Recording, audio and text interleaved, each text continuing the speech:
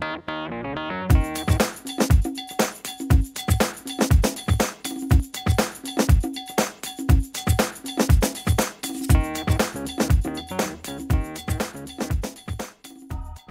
hi folks. Today I'm going to try to build a NFT slash deep water culture hybrid. It's going to look something like this when I'm done. Alright, well the first thing I did after I realized that I probably wouldn't be able to do a straight up 6-foot section in my garage or my greenhouse is I cut my thing in half on my chop saw. So now I have a 3-foot section of the PVC pipe instead of a 6-foot section.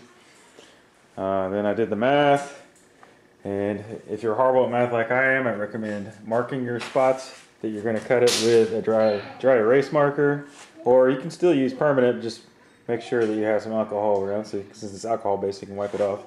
But I basically did the math, and I came up with 3 inches in on both ends, and then I did 6-inch spacings between holes. If you can see those little dots all the way down, so that each section of pipe will hold 6 of these little 2-inch neck cups.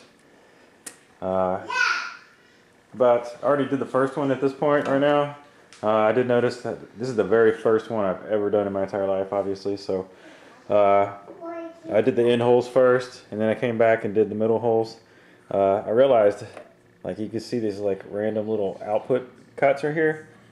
I realized that my actual brand new circle saw blade, these little tips, they are staggered, but one of them was actually staggered out farther than the rest. So I took a pair of pliers and bent that back in, and so now instead of having that little messed up piece right there, I actually have the rest of these where they're pretty close to perfect. And then you can see like it sets in there and it like snaps into place. It's a really good fitting on all of these now.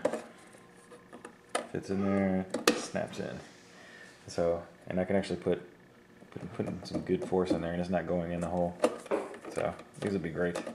This really looks very professional, considering that the 2 of these pipes together and the pieces I've bought so far are about 28 bucks altogether.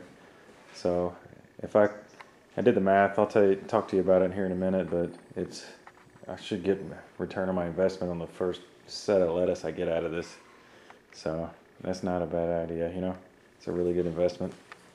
It's better, this PVC fence posting is better used for growing lettuce than it is for increasing your property value, I'll tell you that much. And here's the end cap pieces I got. Let's see here, I paid for those end pieces about $2.38 each for these. I haven't glued them on yet, but as you can see, I'm going to have the water level in here coming up to probably about ½ an inch up to the bottom of the cups, and then the rest of this is all going to be huge reservoir. And then I'm going to have probably about, hopefully in the end, I'll have about, say, 200 gallons of water an hour flowing through here. So it's going to be an incredibly high flow rate. And then the roots themselves, the ones that want to breathe, will still have the last couple of inches to be able to breathe. So it's almost like a Kratky method, if I'm recalling that name correctly. With that high water flow rate and a little pocket of air that the roots can breathe, it's different than a raft. So the roots will be able to breathe, and you don't need bubblers and all that good stuff. And you'll have good water flow through the roots, so they don't get any dead zones. And even if stuff starts to accumulate in here over time, which I'm sure it will, it's going to take forever for it to fill this whole channel up. Looking at the pictures. You're right. What does that spell? Gemma. Yeah, that's Gemma's name. You're right, little buddy. It's not too bad for a 3-year-old. What? Hi, sweetie. Hi, guys. All right, so for the actual fittings, you can try different size things. My one coming off my water pump, I got ½ inch line, so I got this ½ inch fitting to bring water in. This is actually from the electrical section in Home Depot, and this is my favorite type. It's called leak type. Basically, it's got every one of these has a little bit different things. If you have one that has barbed on the shaft right here, I recommend not getting that kind, because that's not made to pull together and apart over and over again. And this one right here can be pretty good at that. And basically, you have you see these little barbs in here that are sprung, plastic sprung. You slide the PVC Schedule 40 through here, and it slides onto this shaft, which is slightly expands right through here. And then this will be down in here. And then you tighten it down. As you tighten it, it tightens up on it. This one right here is a little bit different, which this is the kind I have in one of my fish tank barrels. This type of fitting, and it really, really makes it easy because there's a whole bunch of little plastic barbs here, and you just slide the pipe in and it clicks in there almost, and then you tighten this down and it really gets a good firm grip on the pipe.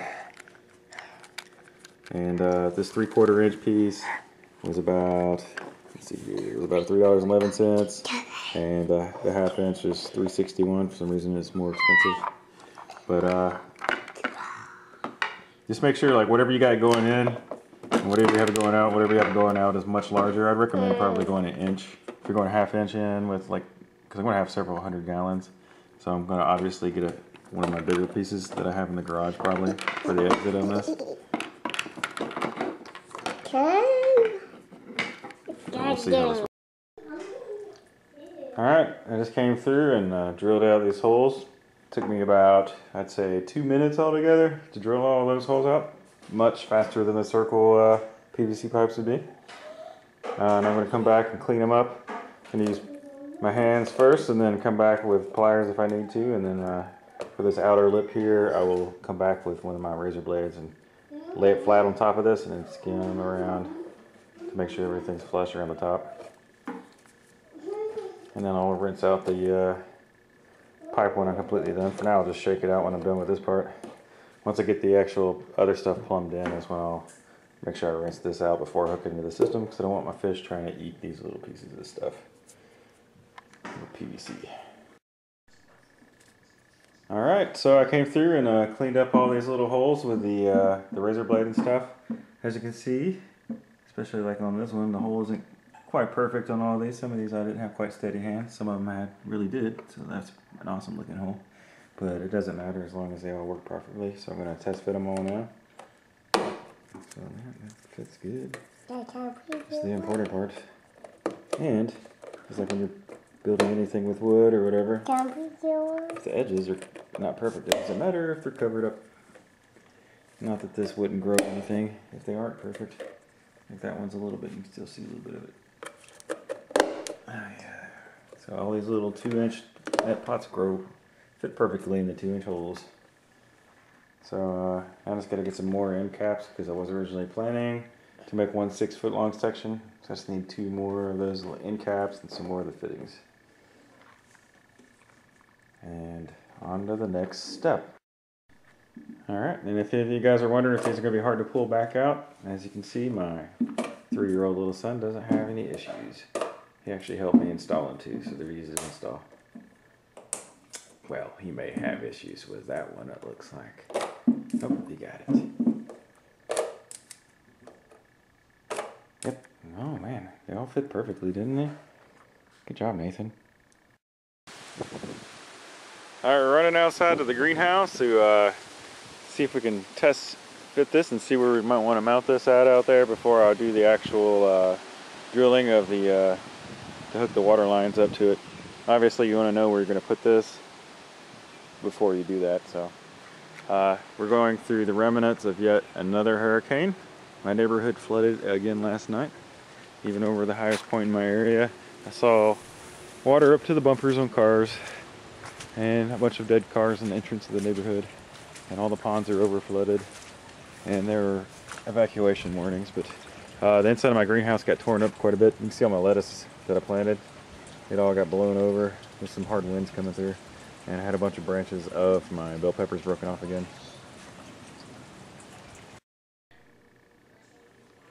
Also, with these cups I bought, these were a little bit more pricey because they actually came with this little foam cap that I can shove down in here, which would be great. I can just shove a strawberry plug down in there if I wanted to. But whenever I'm not using any of these individual ones, I can actually pretty much just close off the whole thing, and that way you won't have algae problems growing down in there and all that stuff, or any kind of issues like that. so I could cap them off if I need to. But I'm probably like, what I would really like to do is get a soil blocker and have some homemade compost, start lettuce, drop it down in here, like, and then as soon as I pull some lettuce out, I can shove some lettuce right back in there that's already germinated and going. And then I did the math right here. So I got 12 cups, 6 inches apart. So if I did say 11 batches throughout the year, because deep water culture, if it's done right, you can actually grow your lettuce year round. But 11 batches at 4 weeks apart, and I gave myself 45 weeks in the math instead of 52 weeks like there is in a year, because I know it's going to grow slower during the winter than it would during the summer due to less light and whatnot. Obviously, I don't really heat my greenhouse, so that's going to slow it down. But if you had light and heat compensating for it, then obviously you can grow a lot more than 11 batches in a year. But that's at that rate, that equals 132 lettuce heads a year. That cost me 28 bucks to build the thing once. I've seen lettuce at the local farmers markets and stuff going for $4 a head, but which is ridiculous. I think you'd more likely get 2 if nobody knows who you are and whatnot. But I'm gonna go ahead and go for $3 a head. So the 132 heads of lettuce is worth about $396 at $3 a head. So this 28, if you were to actually just have this as a 6-foot tower, I guess it'd be a horizontal tower instead of a vertical tower, whatever you want to call it, pipe. This 6-foot section cost me 28 bucks to build, and as far as business sense goes, you can make your profit, get your money back really quick as far as businesses go. And that's if you're like doing it like what I was talking about, where you take the lettuce is already pre-germinated, and as soon as you pull it out, you drop some more lettuce in there. That's 4 weeks, boom. But if you're doing it like what I'm probably gonna do, I'm gonna put some gravel in there, and after I pull the lettuce out, I'm gonna drop some new seed in there. I have to wait for it to germinate and get going. Tim, hold on. And then, so I would probably only be able to knock out like say 7.5 batches, so plus or minus a batch, 7 to 8 every year. And that'd only be about 90 heads of lettuce or $270 worth of lettuce. Either way, that still knocks it out of the park. So, well, hopefully everything will work out well with this. All right, now I'm in the mounting phase of where I'm going to put these deep water culture NFT towers that I built. Basically, I went out there to the greenhouse and figured out where I was going to mount them. I built something to mount them on, and then I figured out how I was going to plumb them. I decided to actually end up going with these 1-inch things, since it's going to be where I'm mounting it's going to be gravity fed, so less likely to clog, less likely to cause issues.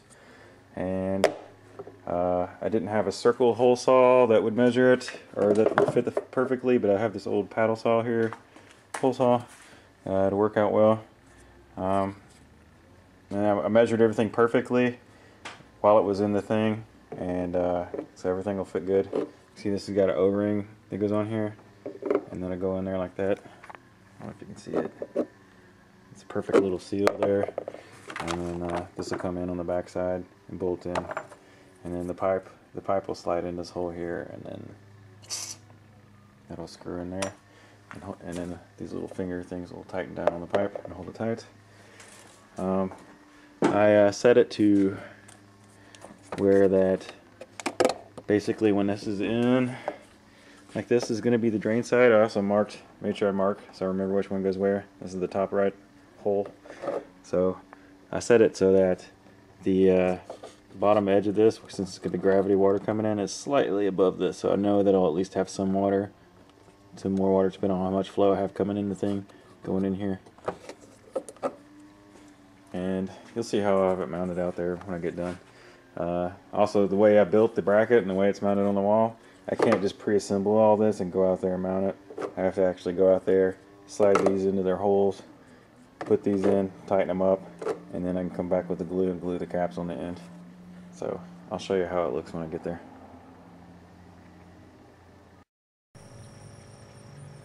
And now this is pretty much what it's going to look like when I'm done.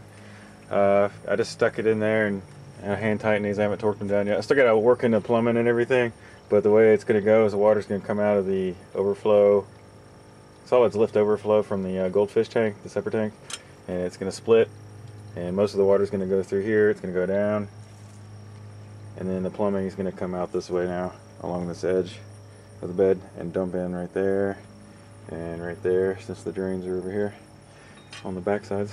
And then instead of the plumbing, it was originally going up and splitting and going, one was dumping right there and one was running along the edge and coming out and dumping right there. So this will make it a little bit easier. I can actually have use the plumbing itself as a little bit of support to keep the vegetation up.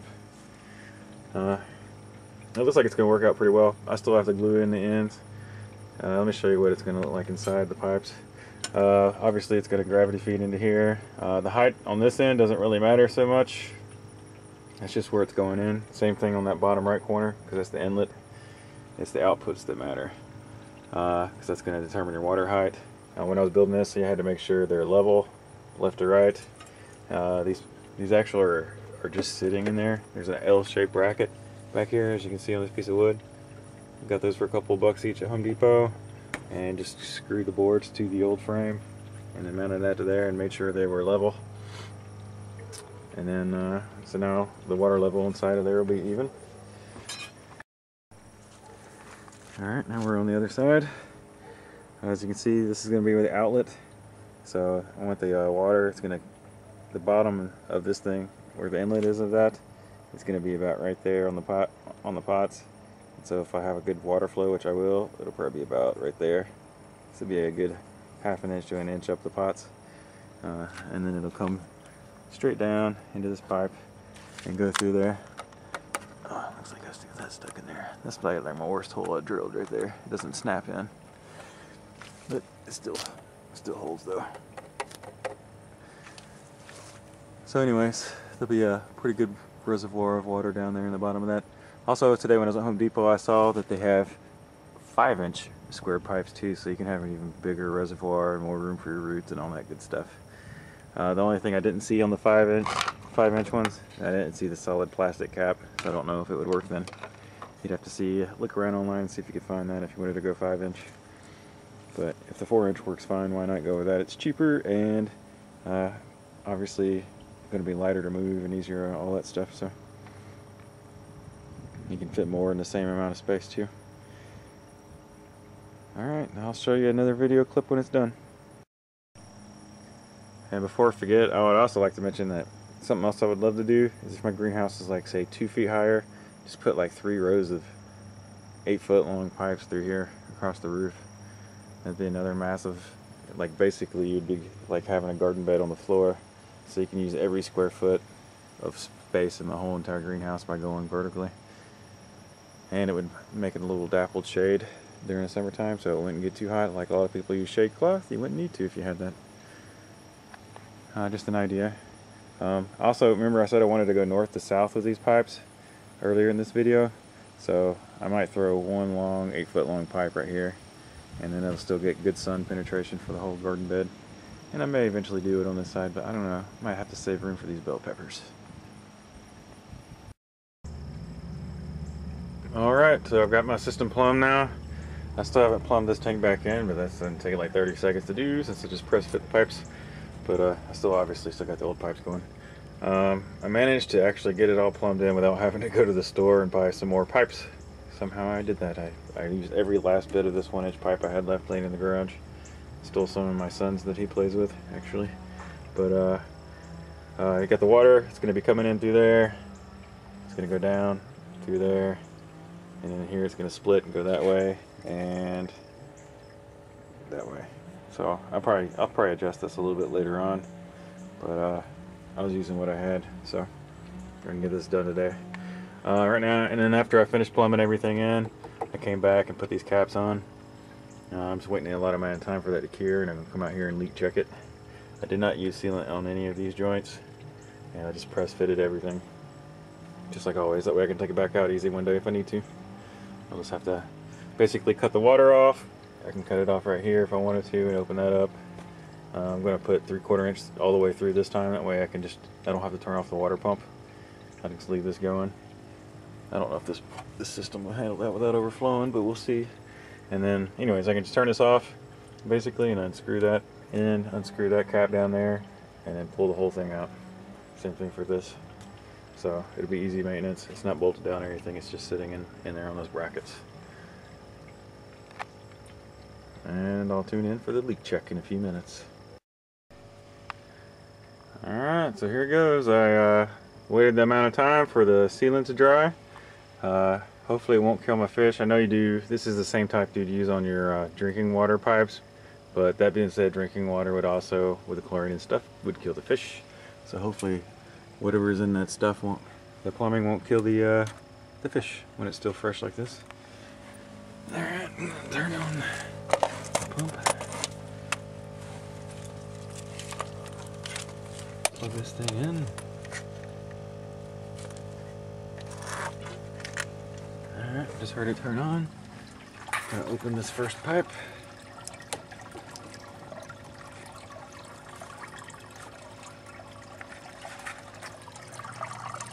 Filling up. Is it flowing in here yet? Can you tell? Yep, it sure is. It's starting to fill up. Let's go check out the other side. Man, it's a mud hole out here today. See when it starts coming in the bottom.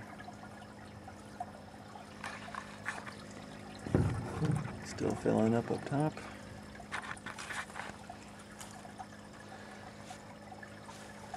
Don't see anything leaking from either side yet on the bottom here.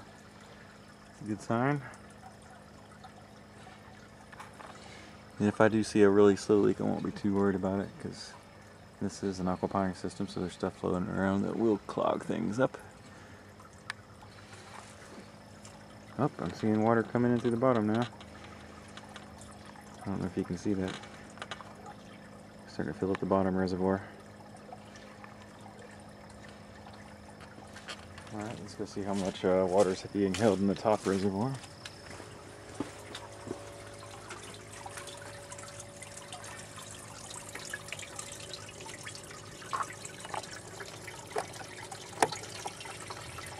Quite a bit, actually. I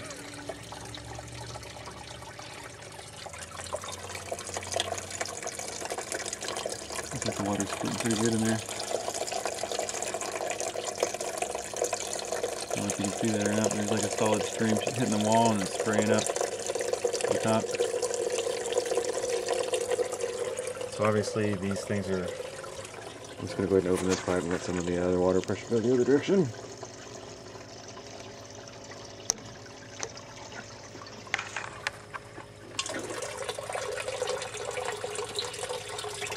This now I won't have to bleed the lines anymore.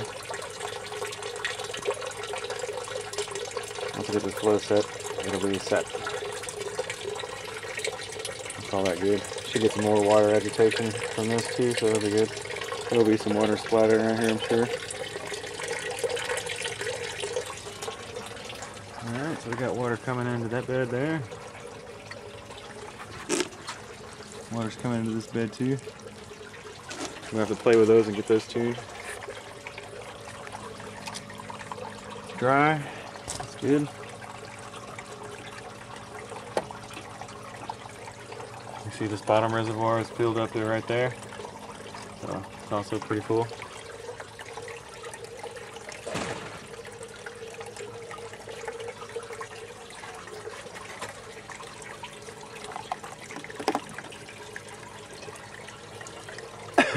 So that's completely underwater then. Both of those ends will be completely underwater. Looks like if I ever did it again, I would obviously lower it.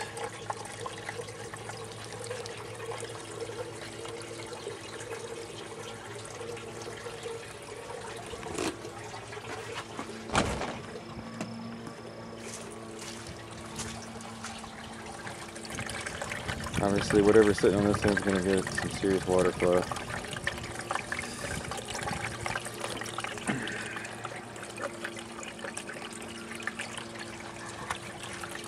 put some gravel in there. That'll slow it down on the roots so we don't be agitating the roots too rough.